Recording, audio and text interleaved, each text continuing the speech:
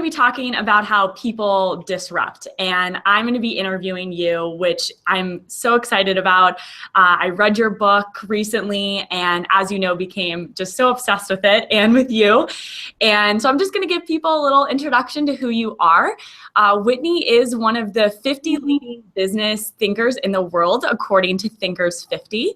She's the author of the critically acclaimed Disrupt Yourself, which is fantastic, and talks about the framework she developed after she co-founded the investment firm with Clayton Christensen. She's also a frequent contributor to the Harvard Business Review, as well as the host of the Disrupt Yourself podcast, which I was listening to this morning on my run, which was great. And so, Whitney, why don't you tell a little bit to our viewers about these 3 books that we're going to be giving away at the end of our little interview? Yeah, so we just thought it would be really fun to, once we've talked about this, Courtney and I agreed that a lot of people would want to read some of them. And so we decided that if you stick around to the end and you raise your hand, we will have a mini raffle, and I will sign a book for each of you and send it in the mail. So we hope that you'll stick around and really enjoy this conversation that we're about to have. Yes, and with that, please, either tweet at us or, mention in comments. We have people paying attention to those, so we'd love to hear any questions that you have for Whitney, as well as what you're thinking about. So let's just dive right in, Whitney. Can you tell us sort of where you are right now and what you're sort of up to? Yeah, I'm actually in New York City today, and the weather is beautiful here as well. And I came to the city for a couple of reasons, but what I'm doing today is I've been doing podcast interviews for my Disrupt Yourself podcast. So this morning I had a conversation with Kara Golden. She's the founder and CEO of Hint Water, which is amazing if you're trying to get off Diet Coke like I was about a year ago. It's really fun. And then I had another conversation with a fellow by the name of Patrick McGinnis, who is the 10% entrepreneur, but even more importantly, while he was at Harvard Business Review, not Harvard Business Review, at Harvard Business School, he came up with the term FOMO. Ooh. So you're going to hear all about FOMO on the podcast episode with him. So it's been a lot of fun, and now I get to have this conversation with you. Fantastic. Well, I definitely have FOMO sometimes, so I'll be very interested to hear that podcast. And so just to kind of get into this idea of disruptive innovation, you discuss it a lot in your book, as well as becoming a major theme in your life and the focus really of your entire second book. Can you tell us a little bit about the path you took to find disruptive innovation, and maybe give us a brief definition of really what disruptive innovation is? Yeah, great point. A great question. All right, so disruptive innovation.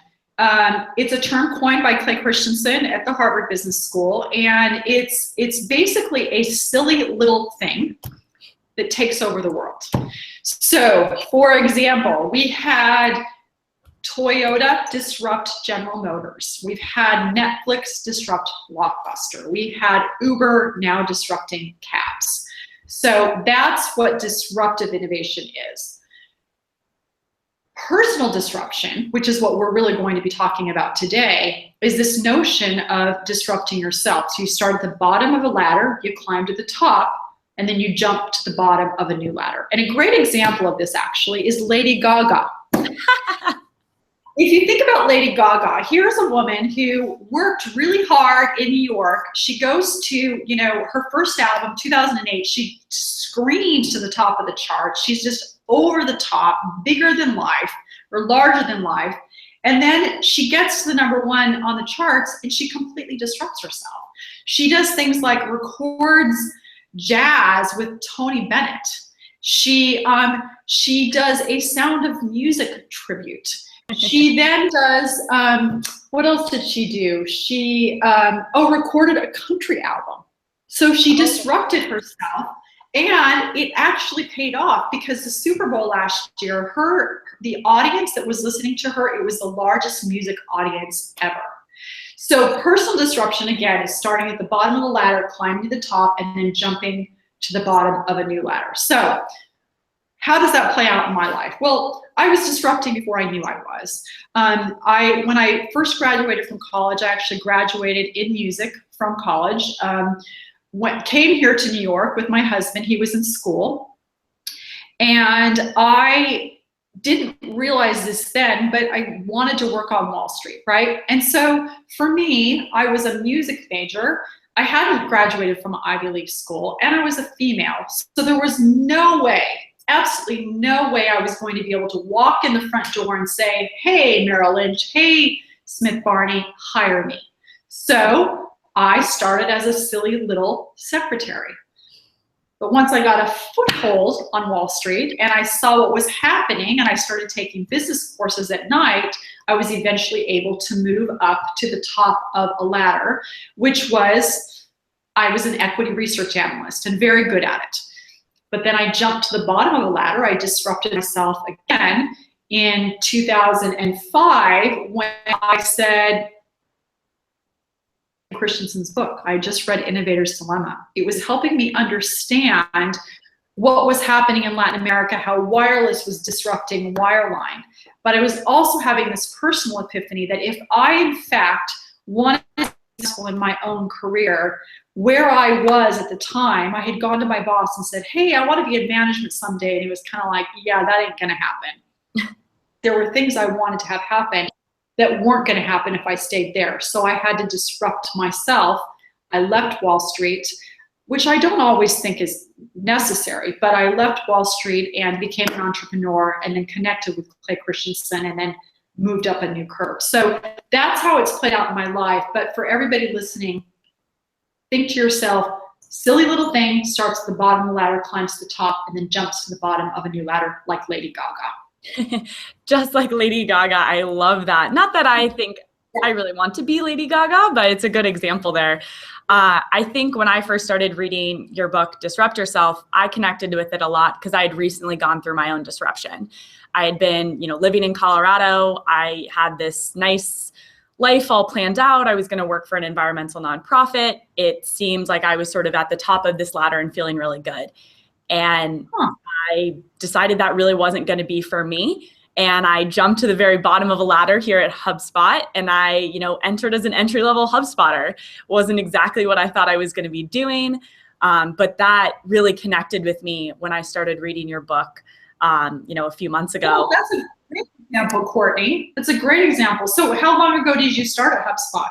I've been at HubSpot now for almost 2 years, which is crazy. Okay. Okay, so now you're climbing to the top of a new ladder, right? Okay, so Brian Halligan, watch out. Yeah, exactly, Brian. If you're listening, and what's interesting, just to kind of play this out a little bit more, because I think oftentimes when I talk about the idea of disrupting yourself, people think I mean you have to change jobs. Now, in your instance, you did. You left the environmental firm, but in fact, what it's telling you is you just need to stay in a job 3 to 4 years, and at that point it will be time to try something new. So another year or two, it'll be time for you to disrupt yourself inside of HubSpot if they're smart and let you take on a new role.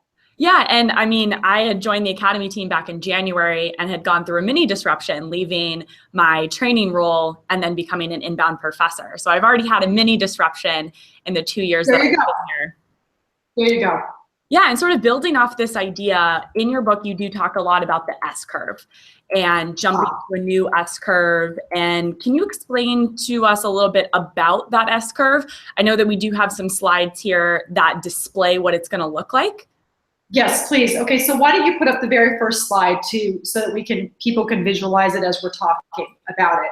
Yep. So one of the things that I discovered is that the S-curve that was popularized by E.M. Rogers in 1962, which is really focused on helping people figure out how quickly an innovation will be adopted. We used that S-curve when we were investing. And the way we looked at it is we said, all right, when you first launch a new product, you're going to be at the bottom of the S. And so there's going to be a lot of work happening, but not a lot of results. And then typically once you reach 10 to 15% market penetration, you're going to reach a tipping point. At that point, you're going to move into hypergrowth, where you don't have to work as hard and a lot is happening. Then at 90% or market penetration, you reach saturation, which again, you might work really hard and not much is happening. And if you were to plot this against Facebook, which I do talk about in the book, you'll see that Facebook has mapped almost perfectly the curve. Now, the big aha that I had as we were doing this investing is that you could also apply this S-curve to understand the psychology of disruption. So, for example, if you've started a new job, if you've started a new project, if you've started a new role, the S-curve tells you that initially progress is going to be very slow by definition. And knowing this helps you, and you can go to the next slide. Oh, perfect. Knowing this helps you avoid discouragement. Then as you put in the work, you will start to accelerate into competence. And with this comes confidence. Now, if you're tracking against the 10,000 hour rule, that period of feeling completely incompetent, and you're only working 40 hours a week only, then you're going to be in that low end of the curve about 6 months. Then you'll figure out what you're doing and you'll move into competence, and with that comes confidence. And this is the exciting, exhilarating part of the curve where all of your neurons are firing, and you want to ideally be in that place as long as possible. And typically, again, working 40 hours a week, you're going to be there for 2 to 3 years. Then as you approach mastery, things will be very easy, super easy. But because you're no longer enjoying the feel-good effects of all that learning, you can actually get bored. And so sometimes what will happen is once you get bored, if you don't jump to a new curve, either because you're afraid to jump or your boss won't let you jump, that plateau can become a precipice. And so bottom of the curve, you can get discouraged. That's natural. Middle of the curve, you feel confident, you're supposed to. Top of the curve, it's easy, but you can get bored. Now, I put a little link up here. If you want to figure out or test where you think you are on the curve against where you are, you can go to my website and just take this quick S-curve locator. It'll take you just a couple of minutes. So that's where this came from. That's great. I think. Go ahead, Corey. Oh yeah, no, I think this can really help, finding where you are on the S-curve for people. I think when they're starting to see that uphill battle out of confidence can really help them get that sense. I know it's something I struggle with personally, where it's like, sort of, where am I? Am I close to mastery? Am I not? I feel confident, but I'm not yet bored. And being able to judge where you are on that S-curve, I think can really help all of us. So thank you for putting up that link there at the top. Yeah, and so if you want to go to the next slide, let's just play this out. So you've got this S-curve, and it helps you, it basically gives you a framework for managing change. And managing change not only in the sense of your own personal trajectory. So for example, Courtney, when you left Colorado to come to HubSpot, but also when you're managing people. And so if you want to optimize it and you've got a team of people who are working for you, you ideally want 70% of your people in the sweet spot of that curve at any given time. 15% of the people at the beginning of the curve. So they're learning, they're asking lots of questions, they're wondering why you do it the way you do it, which opens the door to innovation. And then you want to have 50% of your people roughly at the top of the curve. And so when you look at these S-curve locators from an organizational standpoint, you can say to yourself, okay, good, we're about where we need to be. But then you want to focus on those people who are mastery level and say, what are we going to do with them next? Because they're a flight risk. If you don't find a way for them to disrupt themselves inside of your organization, they may go elsewhere. Now, one other thought, and then I'll let you ask, But what I wanted to do is say, all right, so here's our S-curve, but how do you move along the S-curve? And so I came up with 7 accelerants, which are also ways for people to think about, how do I actually like to disrupt? So you take on the right kinds of risks. You learn to play not only to your strengths, but to your distinctive strengths. You embrace constraints, and you actually discover, and I think actually HubSpot, by the way, really fits this beautifully. You discover that in order to climb the curve, you not only need to embrace, but also if things are getting too easy, you've got to impose the constraints. You battle entitlement, which is the belief that I exist, therefore I deserve. Once you get to the middle of that curve, everything's so easy. You start thinking, oh, I don't want to listen to other people's ideas because things are going well. My margins are expanding. But it's precisely at that time when you want to be listening to other ideas. Then sometimes you've got to step back in order to grow. Courtney, your example of coming to HubSpot is a great example of that. Your step back has become a slingshot for you. Give failure its due. We'll talk about that, I hope, in a minute. And then the importance of being willing to be discovery driven. And so these 7 accelerants move you along the curve quickly. And every single one of us has 1 or 2 of these that we do actually really well. And then we all have 1 or 2 that we don't do as well. And the question is just making sure you play to your strengths in terms of your different accelerants. Yeah, and I think that's a great segue into, sort of my next question here about, giving failure its due.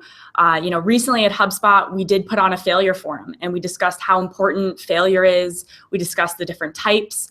And, you talk about this as an important aspect of failure. And I think this is the thing on the S curve I struggle with most, really giving failure its due.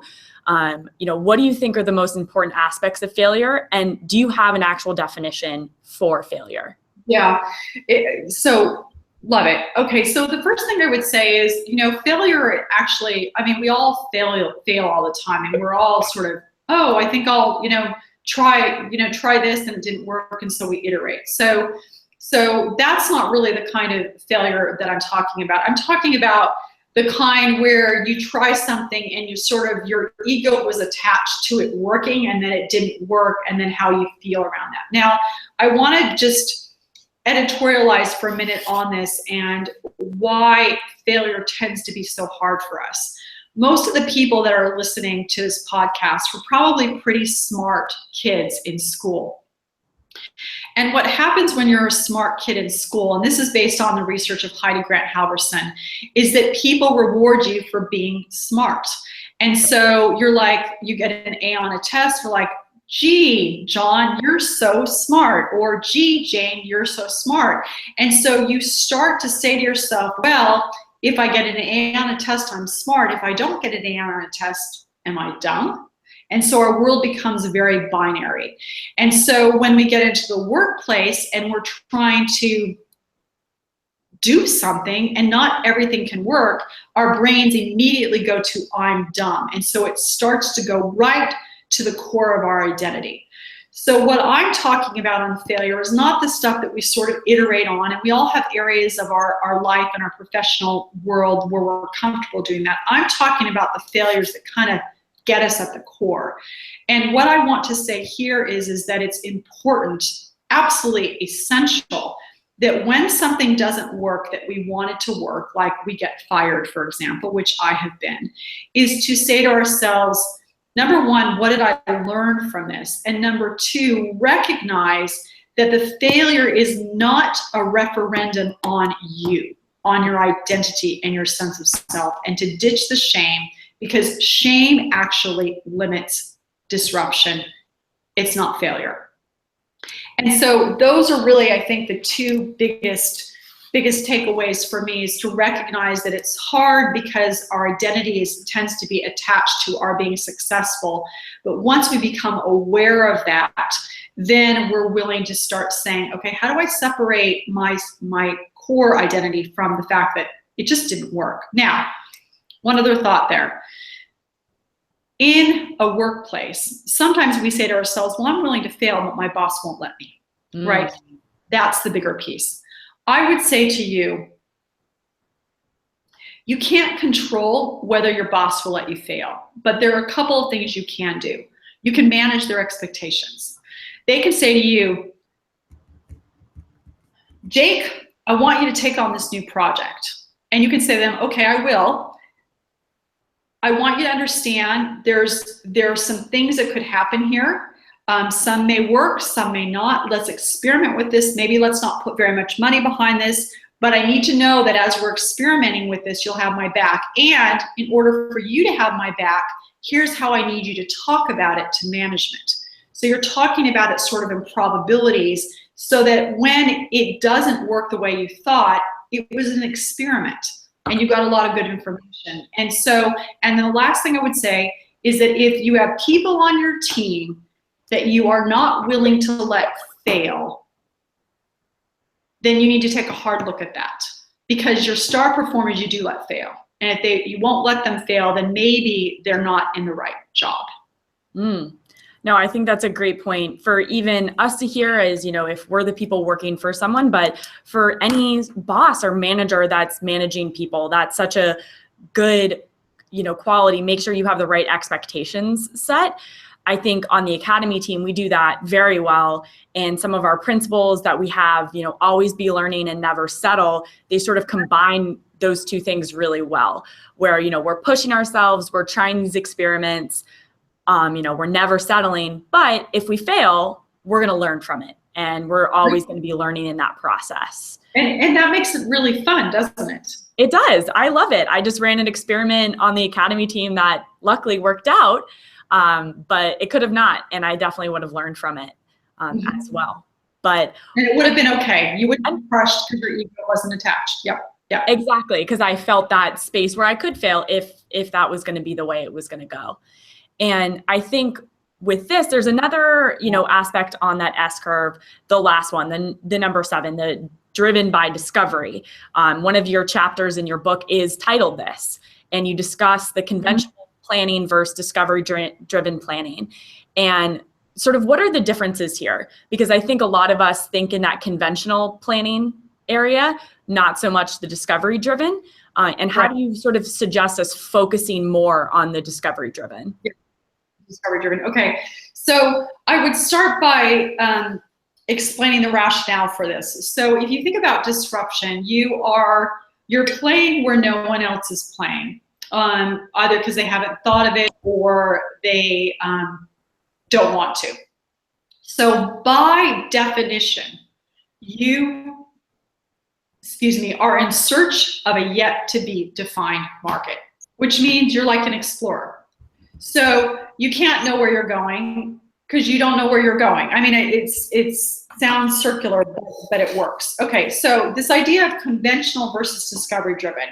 A lot of my work here is based and derived from Rita McGrath at Columbia, so I want to give shout outs to her. Conventional planning, let's go back to when you were in school.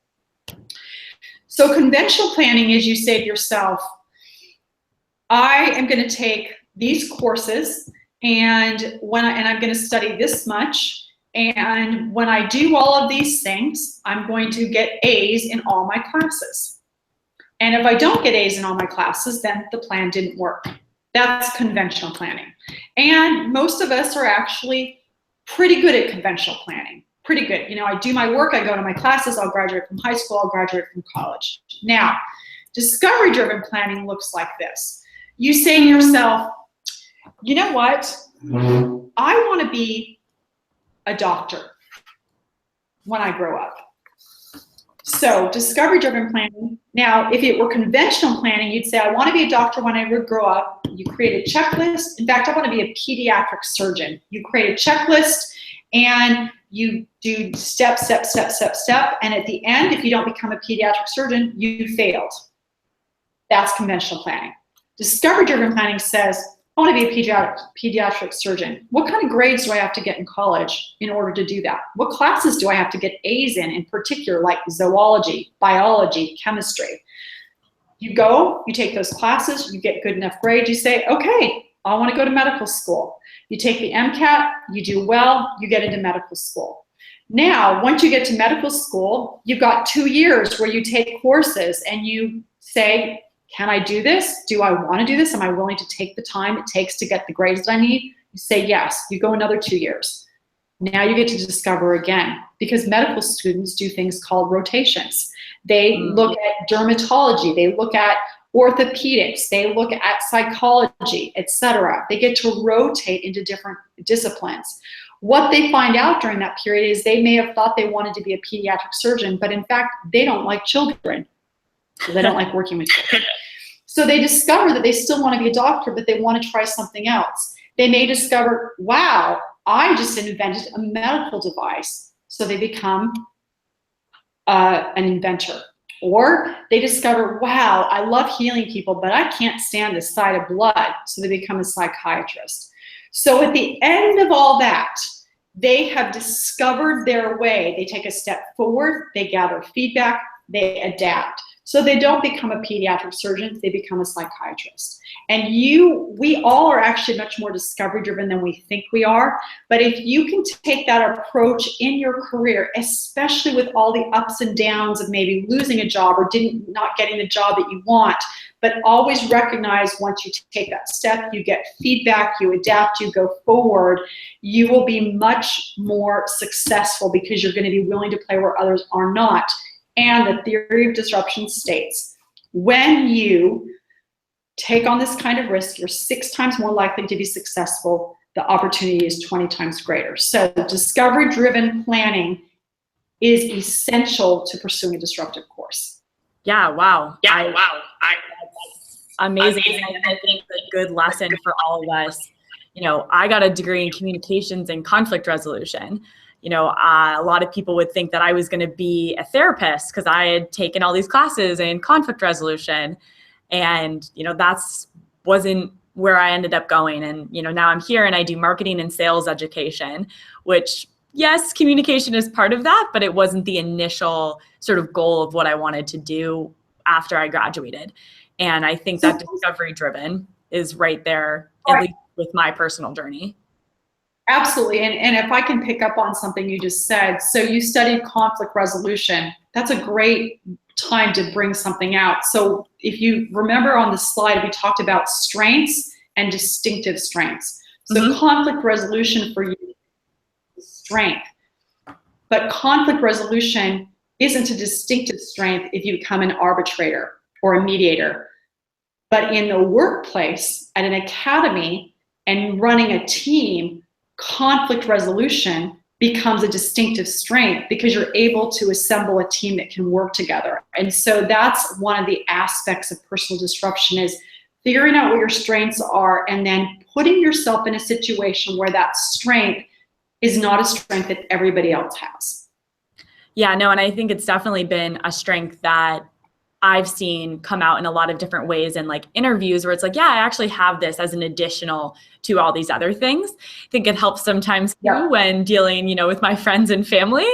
That's a nice aspect. Yeah, absolutely. Yeah, and speaking of family, over the weekend, while I was on a run, I was listening to the interview you did on your Disrupt Yourself podcast with, I think I'm going to pronounce her name wrong, but Krishla. I'll pronounce it for you. It's Crisula Weiniger. Crisula Weiniger. Yes. Awesome. And you guys talked a lot about, her program, but also, on top of that, you're very successful. You're contributing to all these different things. You're an author, you're an innovator, but you're also a wife and mother of 2. You have 2 teenagers. And I guess I want to ask you, Mother's Day just passed. How do you sort of handle that work-life balance? And what would be your advice to other working parents out there? Such a great question. So I think the first thing I would say is people do rear children on their own. I mean, there are a lot of single parents in the world. If at all possible, rear your children with someone else. In my case, I have a wonderful husband. And so I think that would be the first thing is be very selective in who you decide to rear your children with. So it's such a good question. I'm going to answer it, but I think in a way that you hadn't quite expected. So we've got 2 children. Our one son is 20, and he's actually in Brazil right now. And I made some notes because I want to look at this. This is what I wanted to tell you. So he's in Brazil. He's been there for almost 2 years, and he's coming back in 3 months. But he said to me for Mother's Day, "Mom, I wanted to tell you about a memory that I remember and that I really appreciate." And so he proceeded to tell me about a time he was about 7 years old, and we had gone skiing, and when we were riding up in the chairlift, every time, some kind of bump would happen, I kept putting my arm over to protect him, even though there was a bar.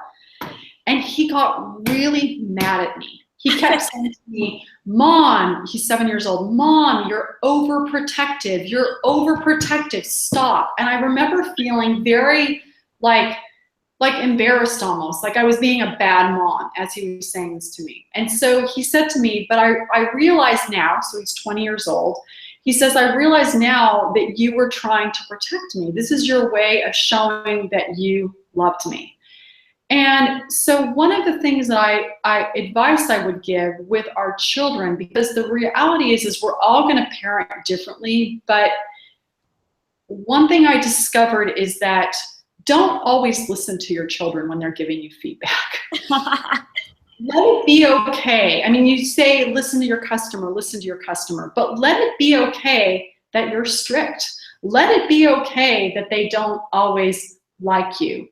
Another thing my daughter said to me the other day is, Mom, so she's 16, she said, Mom, whenever you give me advice, I know inside of myself that it's probably good advice, but I argue with you and try to make sure that I win the argument so that I don't have to actually act on your advice. Again, don't listen to your customer, right? And so my advice to the parents out there is that if you feel strongly about, again, number one, partner with someone that you feel really comfortable partnering with. And then number two is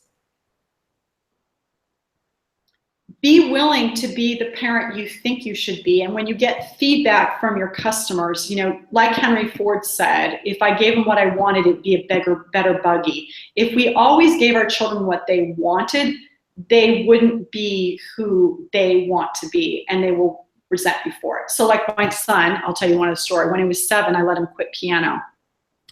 I shouldn't have. Nope. And he still won't forgive me. So there you go. That is my advice for the day. Don't listen to the customer when it's your child. Do what you think you need to do as a parent. I think that's great advice. Because Mother's Day just passed, I will give out a quick shout out to my own mother, who I love very dearly. When I was going into high school, she wanted to send me to a local private school. It ended up being Catholic. I didn't want to go. I complained, I yelled. I'm sure I was, the worst child in the world. She didn't listen to me, and she sent me to it anyways. And, I credit that decision to, getting into the right college, and now, ending up here where I absolutely love. So I think she followed your advice to the T there and not listening to me. I followed her, whichever. Yeah, exactly. So parents, be willing to take a stand. I love it. So kind of as we're sort of, winding down here and leaving plenty of room for questions at the end, I did hear through the grapevine that you may have a third book coming out. Is there anything you can tell us about that, or what might be in store? Yeah, so first of all, I'm super happy because I met my deadline. I had to turn in the manuscript to Harvard Business Press on May 1st, and I did it. So yay, I have some really good editors, and so I'm happy about that. So what I decided to do in this book, and I kind of hinted at some of it in the conversation that we've had, is the first book really talks about how do you disrupt yourself? What does that look like? What kind of disruptor you are? But one of the things that I've had people say to me is, okay, this is fantastic, but how do I get my boss to let me disrupt myself? And how do I get the people who work for me to disrupt themselves? And so this next book is really taking this framework and putting it inside of a system. So how do I manage my team as a collection of S-curves? How do I manage people when they're starting out, when they're in the sweet spot of the curve, when they're at the top of the curve? How do I manage it when it's time for them to jump to a new curve? So that's what it's about, and I'm super excited about it. I'm excited too. I'm excited to add that to the library that I'm quickly reading. So that'll be exciting. You'll have to let us know when that is bound to hit the bookshelves. I will do that. Awesome. So my last question for you, and then I'll turn it over to the questions that are coming in, is, what would be one piece of advice for anyone looking to go through their own personal disruption that you would give them? Okay, so two pieces of advice. One is when you're in the sweet spot of the S curve, and everybody will be at some point, is to, at that point in time, push yourself to ask questions and figure out what you can do better. Allow yourself to be stretched. So that would be the first piece of advice. Don't get complacent, be stretched. The second piece I would say is that because you're playing where no one else is playing, disruption, well, textbooks aren't going to tell you this, and actually no one's going to tell you this, but I am, is that disruption by definition, it's scary and it's lonely. So if at any point in your disruptive journey you feel scared, or if you feel lonely, you are probably on the right path to disruption. That is my piece of advice. I think that's a really good piece of advice. I definitely felt very lonely and a little scared as I moved to Boston, and it's definitely paid off. So I'm glad that I didn't listen to that loneliness and kind of retreat. And so with that, we do have a few questions coming in here. So I'll just read them off to you. Okay. The first one that we have is, as a manager, how can I inspire my team to think of their current S-curve and jump to the next if they are ready to do so? Great question. All right. So first of all, I would help them understand what the S-curve is. So they're kind of aware of what their trajectory looks like. So they've got a framework for thinking about where they are. Because if you go to them and say, hey, what are you going to do next? They'll think, are they trying to get rid of me? And you don't want to do that. So if you talk them through what the framework is and say, all right, so here's where you are. You're in the sweet spot right now. Everything is working. In another year or so, you're going to get to the height of this curve and you're going to start to get a little bit bored. So what I want you to do, and especially if you're in a high growth company, I want you to be thinking about who's going to replace you and what it is you think you want to do next, so that you're preparing to move to that new role. Now, a word on that. When you want to jump to a new role inside of an organization or outside, you're saying to your boss, I want to jump to a new curve. And when you jump to a new curve, you're also asking your current boss or your next boss to jump to that new curve with you. So you've got to pack a parachute for them and de-risk that jump by preparing as much as possible and connecting the dots as much as possible so that they're confident that in fact you can take on that new role. So recapping, number one, make sure they understand what the S-curve actually is, why right now they love their job, but at some point they won't. You want them to be thinking about what it is they'd like to do next, but also training their replacement. And then when it's time to jump, make sure, number one, that they're good enough that you, the boss, want to advocate for them. And then secondly, be able to connect the dots and make sense for people as to why this makes sense, so that you're de-risking it for the hiring manager. No, and that's great. I think with that, something that I've seen recently that HubSpot as a whole, as well as specifically HubSpot Academy, has been doing is having more conversations around professional growth and being very transparent about, what are the skills that you need to be accomplishing and be mastering or, being proficient at before you can even, think about jumping, or what's going to make that jump really successful. I think in, my personal past, right, I haven't, had that opportunity to openly talk about professional growth. And now that I have, it's making those jumps just feel a lot more successful and a little less like I was falling through the air. Right.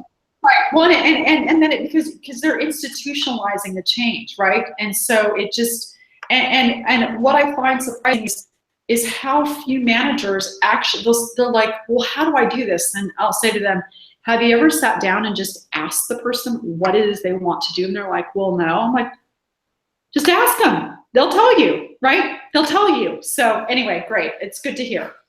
Awesome. And so we have a second question here from Jason. He says, how can I best sell my spouse on the idea of personal disruption in my career? Okay. Well, I would say if you're disrupting yourself inside of your organization, you don't need to persuade your spouse. You just need to persuade your boss.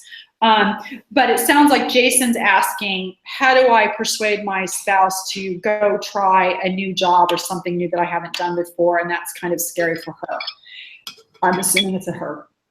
So what I would say is that, Jason, the same rule applies here, is that when you want to jump to a new learning curve, you're asking your wife to jump with you.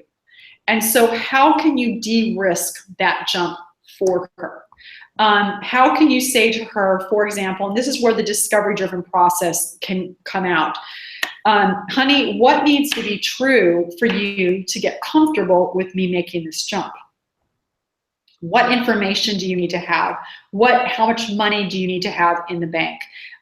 What kinds of things need to be true? And what would I need to do before I made that jump that would make you more comfortable? So really battling your own sense of entitlement, like I deserve to jump to a new job, and saying, I'm gonna get the buy-in from my spouse. And here's how I'm gonna do it. And again, taking that approach of saying, what needs to be true for you to be comfortable with me doing it?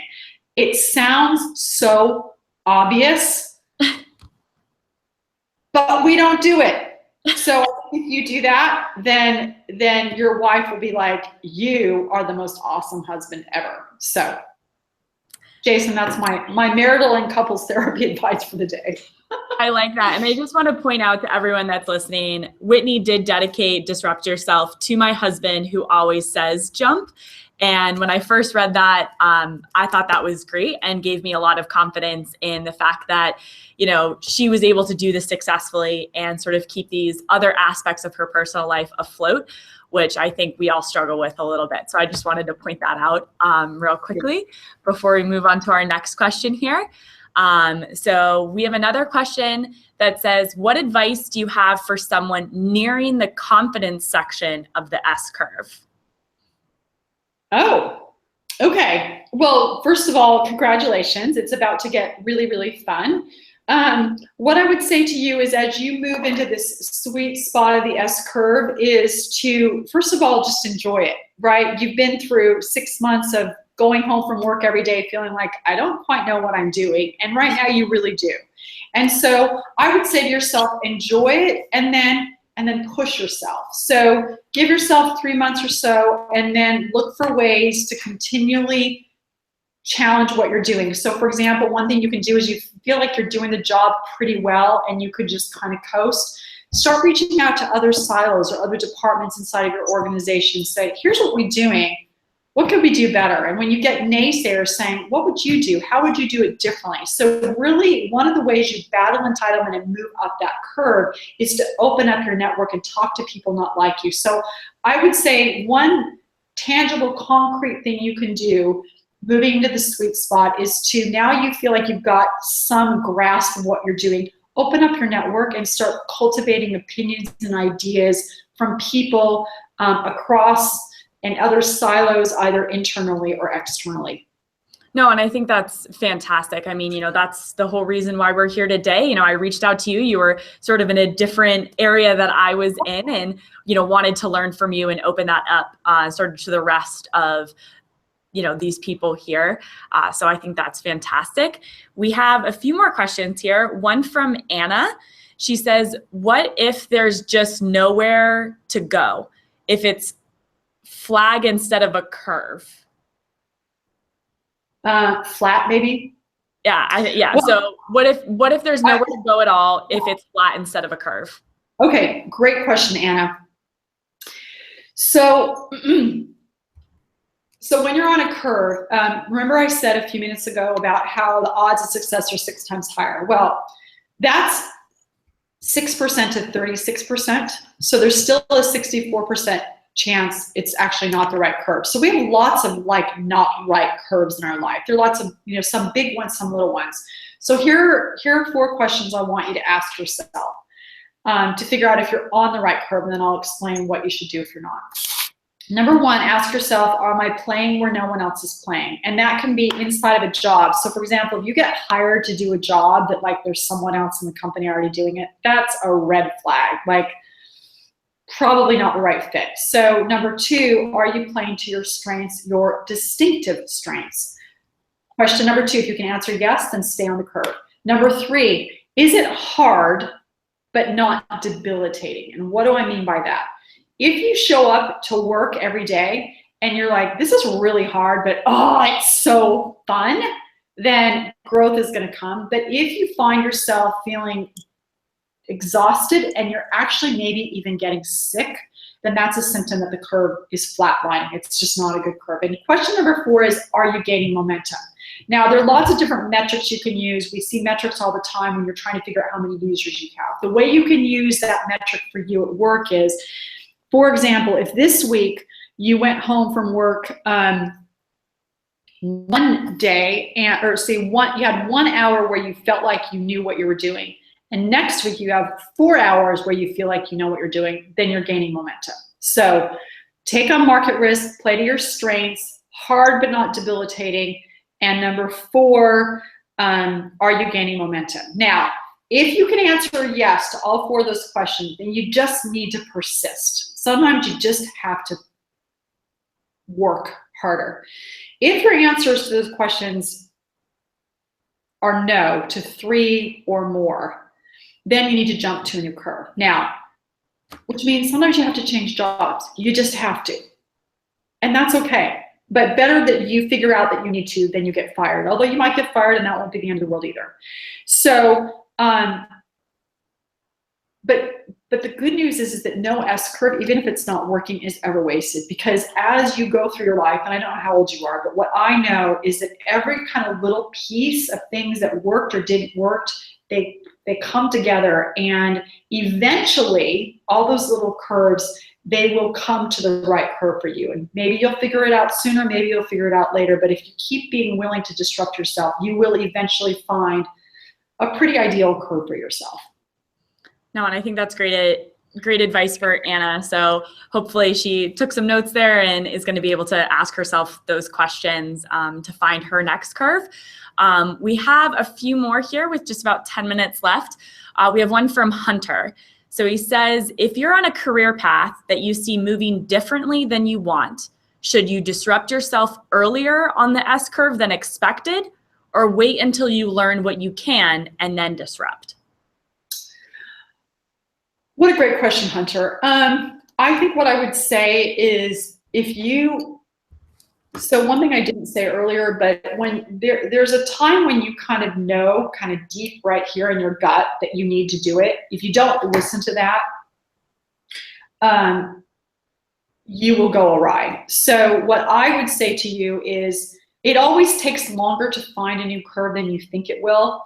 So if you're the very fact that you're asking me that question would suggest to me that it's probably time for you to start finding the new curve. And it could take you 3 months, it could take you 6 months. But while you do that, then do the very difficult thing of when you're at work, staying engaged in what you're doing and learning whatever you can. It's hard. It's really hard to try to ride two horses. But that is what I would encourage you to do. Start putting in place the pieces now to do that. And at the same time, learn as much as you can while you're still there. Show up to work when you're at work and then figure out what's next. It's definitely hard. I did that when I was working for this environmental nonprofit, and the environmental world is very different than what I was interviewing for, and sort of having those two sides of myself was difficult, but definitely worth it in the long run. Yeah, because it's always easier, Courtney, it's always easier to get a job when you have a job. Always. Always. Definitely. Okay, go ahead. And so we have one from Valentina. She says, how do you fight the fear and continue on the path to be disruptive? So two things I would say. First of all, you fight the fear by getting information. So number one is you now know, because I just told you that if you feel scared and lonely, you're on the right path. So that's helpful. The other way that you fight the fear is, the data will tell you is that whenever you go into, when you try something new, when you play where no one else is playing, it feels really risky. It feels risky because it's uncertain. But what we now know is that when you take on competitive risk, that's actually feels less risky, but it's more risky. So for example, let me give you an example. So if you decide that you want to go after a job, and you see that there is a job posting on LinkedIn, you know that there's a job. You know there's a job, right? It's on LinkedIn. But you have to figure out if compared to the 50 or 100 other people are applying, you can compete and win. So you're taking on competitive risks. And the odds of winning when you take on competitive risk are 6 times lower than when you take on market risk. So it feels more certain, but in fact, it's more risky. So then if you can tell yourself, all right, I'm gonna go try something. I see a need that this company like HubSpot needs to solve, and I see a problem that they have, but there's no job posting, but I'm gonna approach them. And actually, Valentina, listen to one of my podcasts. It's Sarah Feingold.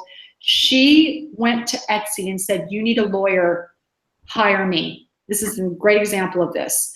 So you don't know if there's a job, but if you can persuade them to create that job, to create that market, then you're gonna get the job. Like the job odds are a lot higher, so your odds are 6 times higher.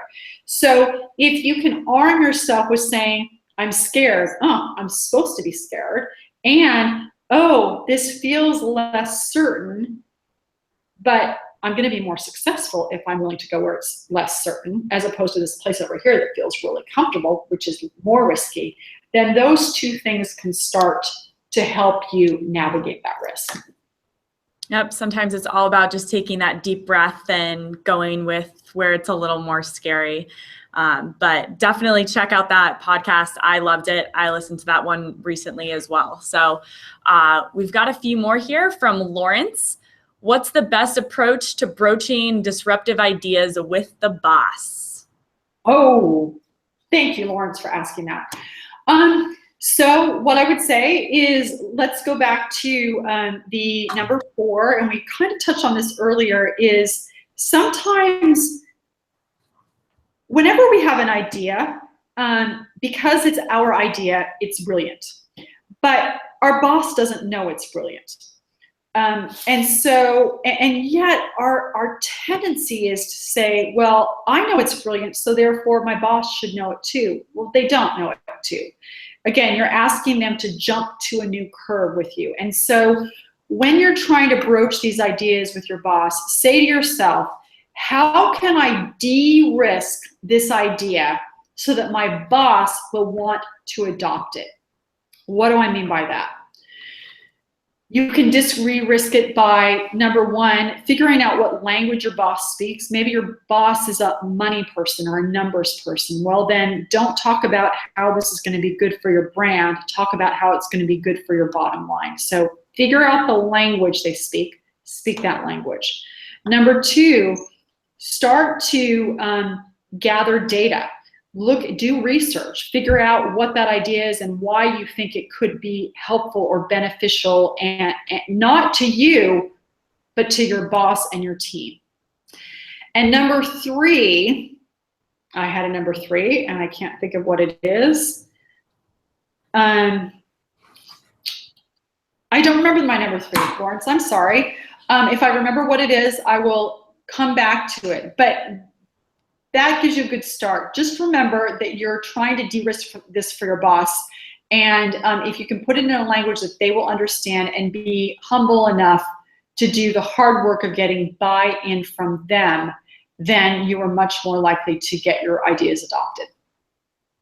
Definitely. I think language is huge. We talk a lot about that with our customers and making sure that we're speaking the language that they can understand. You know, whether they're a marketer or someone who's a little more technical, your language is going to really shift between those two things. And it's going to apply the same when you're trying to get buy-in from your boss. Exactly. So I think we're going to go with our last question here. It's from Kelly. She asks, how do you counter people thinking you're overqualified when you're really just trying something new?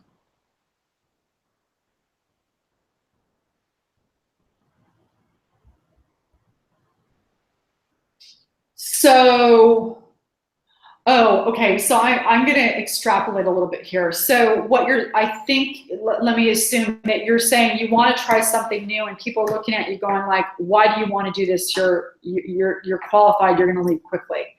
I think it's a fair question because, we know that you're going to be a better employee if you're really challenged and engaged. And so I think that probably part of the narrative, first of all, is sometimes overqualified is code for we just don't want to hire you, meaning you don't look like how you need to look, or you're too old, etc. So you need to kind of tease out, what do they mean actually when they say I'm overqualified, or you're too expensive? What do they mean actually when they say I'm overqualified? And if you can tease that out or figure that out, then from there, again, you've got to figure out a way to connect the dots for them to see why it will create value for them to have you there.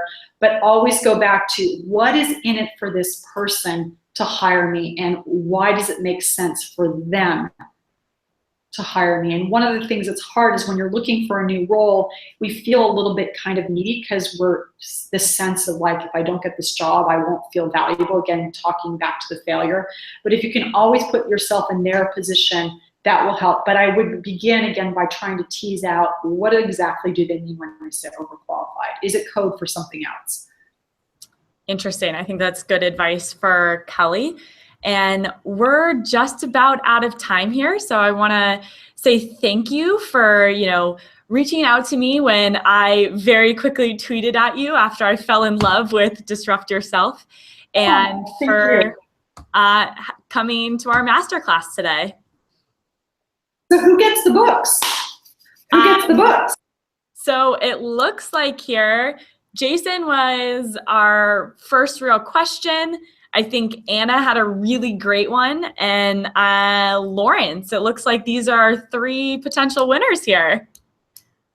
Okay, so Jason, Anna, and Lauren, when you email Courtney, just make sure you give her your address, and if you want, just tell me a little bit more about yourself, and then she will pass that along to me, and I will send that off to you in the mail in the next week or so. So thank you, everyone, for being here.